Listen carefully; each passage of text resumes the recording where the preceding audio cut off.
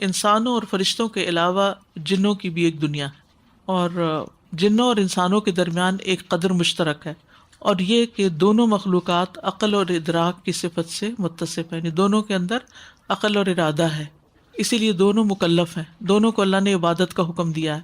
بات ہے نا، وما خلقت الجن والانس الا لیعبدون، تو ان کو کیوں عبادت کا حکم ہے؟ کیونکہ ان کے اندر بھی عقل ہے۔ انسان نظر آنے والی مخلوق ہے، جن نظر نہ آنے والی مخلوق ہے، دونوں کے اندر اچھا کرنے اور برا کرنے کی قدرت پائی جاتی ہے، دونوں کے پاس ہے، دونوں کو اختیار ہے۔ جنوں اور انسانوں کی تخلیق کا مادہ مختلف ہے، جن کس سے پیدا ہوئے ہیں؟ آگ سے، اور انسان مٹی سے۔ جنوں کے بارے میں اللہ تعالیٰ فرماتے ہیں والجان خلقناہ من قبل من نار السموم، کہ ہم نے جان کو اس سے پہلے آگ کی لو سے پیدا کیا۔ جان کا ایک معنی جن کیا گیا، اور جان کا ایک معنی کہا گیا کہ ابو الجن، جیسے آدم علیہ السلام ہے نا، ابو الانس، ابو البشر جس کو کہتے ہیں، تو پہلا جن جو تھا اس کو شولوں کی جو لپٹ ہے اس سے پیدا کیا گیا۔ عبداللہ بن عباس کہتے ہیں مارج من نار کا مطلب ہے شولوں کا ایک حصہ، یہ سورۃ الرحمن میں آتا ہے من مارج من نار۔ امام نووی کہتے ہیں کہ مارج ان شولوں کو کہتے ہیں جن میں آگ کی سیاہی ملی ہوئی ہوتی ہے، یعنی دھواں اور آگ کی لپٹ جو ہوتی ہے۔ رسول اللہ صلی اللہ علیہ وسلم نے فرمایا فرشتوں کو نور سے پیدا کیا گیا، جنوں کو آگ کے شعلے سے، اور آدم علیہ السلام کو اس مادے سے پیدا کیا گیا جس کو تمہارے لیے بیان کیا گیا، یعنی مٹی سے پیدا کیا گیا۔ جن کی وجہ تسمیہ کیا ہے؟ جن کو جن اس لیے کہا جاتا ہے کہ یہ نظر نہیں آتے، جیسے باغات کو جنت کہا جاتا ہے کیونکہ اس کی درختوں کی ٹہنیاں بھی اتنی زیادہ ہوتی ہے کہ اندر سے کچھ نظر نہیں آتا۔ یہاں بھی کئی پارکس میں اتنے گھنے درخت ہیں کہ آپ اس کے پیچھے دیکھ نہیں سکتے۔ ماں کے پیٹ میں جو بچہ ہوتا ہے اس کو جنین کہا جاتا ہے کیونکہ وہ بھی نظر نہیں آتا۔ ڈھال کو مجنہ کہا جاتا ہے کیونکہ جنگجو اس کو سامنے لا کے پیچھے چھپ جاتے ہیں۔ جنوں کی ساخت اور حلیے کے بارے میں جو قرآن و سنت سے پتہ چلتا ہے وہ یہ کہ ان کے دل، کان اور آنکھیں اور آواز اور دیگر چیزیں، یعنی ان کے بھی اعضاء ہیں، اسی طرح وہ کھاتے پیتے بھی ہیں۔ جنوں کی 3 بڑی قسمیں ہیں۔ نمبر 1 وہ جن کے پر ہیں اور ہوا میں اڑتے ہیں، انسان نہیں اڑ سکتے لیکن جنات کی ایک قسم اڑتی ہے۔ دوسری قسم سانپ اور کتے کی قسم ہے، یعنی وہ سانپ اور کتے کی شکل میں ہے۔ اور ایک قسم وہ ہے جو کہیں رہتے ہیں پھر وہاں سے چلے جاتے ہیں، گھروں میں رہتے ہیں، جنگلوں میں رہتے ہیں، پانی پر رہتے ہیں، یعنی مختلف جگہوں پر انہوں نے بسیرا ڈالا ہوا ہے۔ یعنی ان کی تعداد اتنی زیادہ ہے، یعنی اتنی کثرت سے ہیں جنات کی، اگر ہمیں نظر آئے تو شاید کوئی جگہ خالی نظر نہ آئے۔ پھر اسی طرح کالا کتا جو ہے اس کو بھی شیطان کہا جاتا ہے، یہ حدیث میں آتا ہے سنن نبی داؤد کی، اسی لیے کالے کتے کو مارنے کا حکم ہے۔ پھر اسی طرح اندھیرا ہو یا کالی چیزیں وہ جنات کو زیادہ اٹریکٹ کرتی ہیں۔ جنات کی قوت جو ہے وہ انسانوں کے مقابلے میں بعض چیزوں میں زیادہ ہے، مثلاً ان کی تیز رفتار حرکت، بہت تیزی سے موو کرتے ہیں، بہت جلدی ایک جگہ سے دوسری جگہ پر پہنچ جاتے ہیں۔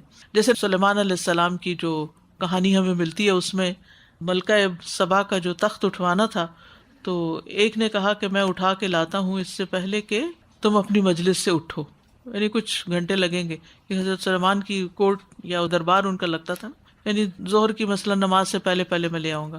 دوسرا کہنے لگا انا آتی کا قبل ان یرتد الیک طرفک، میں اس سے پہلے لے آؤں گا، اس سے پہلے کہ تم آنکھ جھپکو۔ تو آپ سوچئے کہ اتنی تیز سپیڈ کس کی ہوگی؟ آنکھ جھپکنے میں کتنی دیر لگتی ہے؟ 1 سیکنڈ سے بھی کم، یعنی بجلی کی رفتار جو ہے اس سے بھی تیز۔ تو اس میں بھی پھر یہ کہ سارے جن ایک جیسے نہیں، کوئی دیو ہیکل ہے، بہت ہیوج ہیں، کوئی چھوٹے ہیں، کوئی بچے ہیں، کوئی کمزور ہیں، ان میں فیمیل بھی ہیں، میل بھی ہیں۔ پھر اسی طرح یہ کہ آسمانوں کی طرف بھی تیزی سے جاتے ہیں، ظاہر لائٹ کی رفتار سے چڑھتے ہیں تو تبھی جا کے جلدی سے وہاں پہنچ جاتے ہیں اور پھر نیچے بھی آ جاتے ہیں۔ پھر ان میں سے کچھ ایسے ہیں کہ جو تعمیراتی اور آلات بنانے کا فن بھی رکھتے ہیں، جیسے سلیمان علیہ السلام کے لیے بڑے بڑے قلعے انہوں نے بنائے اور دیگر چیزیں تعمیر کی، یعنی انہوں نے تعمیرات کی۔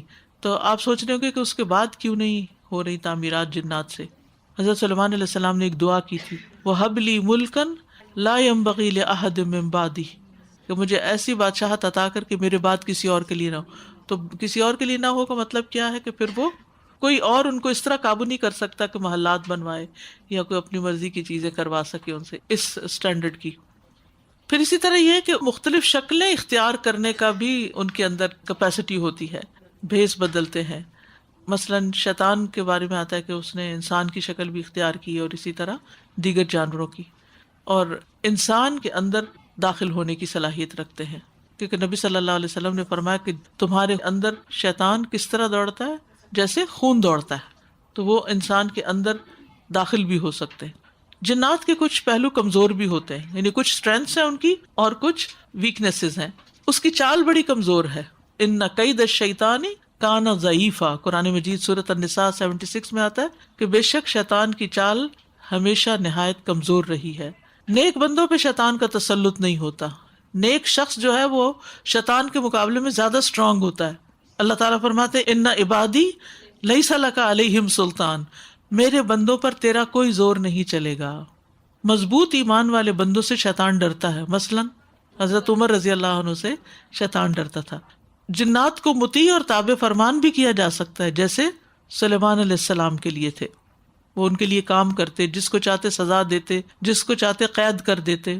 وہ ان کے لیے پانی میں بھی غوطے لگاتے تھے، یعنی سمندر کے اندر جا کے بھی چیزیں نکال کے لاتے تھے۔ پھر اسی طرح یہ کہ وہ معجزات نہیں لا سکتے، جیسے پیغمبروں کے معجزات ہوتے ہیں، جن معجزے نہیں لا سکتے۔ وہ خواب میں رسول اللہ صلی اللہ علیہ وسلم کی شکل اختیار نہیں کر سکتے، یعنی اصل صورت میں کبھی بھی نہیں آ سکتے۔ اور شکلیں کر کے تو وہ کہہ سکتے ہیں ہم پیغمبر ہیں، لیکن ہمیشہ جو شخص خواب میں نبی صلی اللہ علیہ وسلم کو دیکھتا ہے اس کو سوچنا چاہیے کہ کیا دیکھا اس نے، اور بعض اوقات وہ اس حلیہ مبارک سے بالکل الگ ہوتا ہے جو ہمیں تاریخ میں ملتا ہے، اوتھینٹک ملتا ہے۔ پھر اسی طرح یہ ہے کہ آسمان و زمین کی ایک حد تک پہنچ سکتے ہیں، اس سے آگے نہیں جا سکتے، ان کی لمٹس ہیں۔ قرآن مجید میں آتا ہے یا معشر الجن والانس ان استطعتم ان تنفذوا من اقطار السماوات والارض فانفذوا لا تنفذون الا بسلطان، کہ اے جنوں انس اگر تمہارے اندر طاقت ہے کہ زمین و آسمان کے کناروں سے بھاگ نکلو تو ذرا بھاگ کے دکھاؤ، تم بھاگ نہیں سکتے۔ یعنی وہ اللہ کے پورے کنٹرول میں ہے، انسانوں کے بس میں نہ بھی ہوں لیکن اللہ سے کہیں بھاگ کے نہیں جا سکتے۔ اسی طرح جنات بند دروازے نہیں کھول سکتے، بسم اللہ پڑھ کے آپ جو دروازہ بند کرتے ہیں، الماری کا، ڈرار کا، کسی بھی چیز کا، سیف کا، تو اس کو نہیں کھول سکتے۔ بعض لوگ کہتے ہیں ہمارے پیسے چوری ہو گئے، تو انہوں نے بسم اللہ پڑھ کے بند نہیں کیا ہوگا، ورنہ ان کے اندر اتنی طاقت نہیں۔ اسی طرح ان کی کچھ خوبی اور کچھ خرابی بھی ہوتی ہے۔ قرآن مجید میں آتا ہے وَإِنَّا مِنَّا الصَّالِحُونَ وَمِنَّا دُونَ ذَلِكَ كُنَّا طَرَائِقَ قِدَدًا، سورۃ الجن میں کچھ ہم میں سے مسلمان ہیں اور ہم میں سے کچھ اس کے علاوہ ہیں، ہم مختلف گروہ چلے آ رہے ہیں۔ پھر جن انسان کو چمٹ بھی جاتے ہیں، پوزیس کر لیتے ہیں۔ یعنی مسلمانوں کے ائمہ میں سے، اسکالرز میں سے کوئی بھی اس بات کا انکار نہیں کرتا، جو اوتھینٹک اسکالرز ہیں، کہ جنات دورہ پڑے ہوئے اور دیگر لوگوں کے جسم میں داخل ہو جاتے ہیں۔ انسان جنات کے ساتھ تین طرح کا معاملہ کرتے ہیں، یعنی انسان جنوں کے ساتھ کیسے ٹریٹ کرتے ہیں؟ تین طرح۔ نمبر ایک، شیطانی معاملہ، جیسے جادوگر اور کاہن کرتے ہیں، اور اس کے حرام ہونے اور شرک ہونے پر اتفاق ہے، یعنی جادوگر جس طرح جنوں کو ٹریٹ کرتے ہیں ایسے کرنا منع ہے۔ نمبر دو، رحمانی معاملہ، یہ اس وقت ہوا جب جنات رسول اللہ صلی اللہ علیہ وسلم کے پاس آئے اور آپ کی رسالت کے بارے میں سنا، اس پر عمل کیا اور اپنی قوم کو تبلیغ کی۔ تو اگر کوئی شخص جنات کو تعلیم دیتا ہے، تبلیغ کرتا ہے، یا ان کو کوئی اچھی بات سکھاتا ہے تو یہ جائز ہے۔ بعض لوگوں نے مجھ سے ذکر کیا کہ ان کے کوئی بزرگ تھے، ان کو جنات اپنے علاقے میں لے گئے اور کہا کہ ہمیں واعظ کرو، ہماری قوم کو نصیحت کرو، اور انہوں نے باقاعدہ ان کو قرآن پڑھ کے سنایا اور تعلیم بھی دی۔ تو ایسا کرنے میں کوئی حرج نہیں۔ یہ ہر ایک کے ساتھ تو ایسا نہیں ہوتا، لیکن یہ کہ خاص خاص لوگوں کے ساتھ ایسا ہو بھی سکتا ہے، اور یہ بھی چیز سننے میں آتی ہے۔ پھر اسی طرح شاہی معاملہ جو سلیمان علیہ السلام نے کیا جنوں کے ساتھ، لیکن ان کے بعد وہ ختم ہو گیا، کیونکہ انہوں نے کہا قال رب اغفر لی وہب لی ملکا لا ينبغی لأحد من بعدی، کہ اے میرے رب مجھے بخش دے اور مجھے ایسی بادشاہی عطا فرما جو میرے بعد کسی کے لیے لائق نہ ہو، یعنی کسی اور کو نہ ملے۔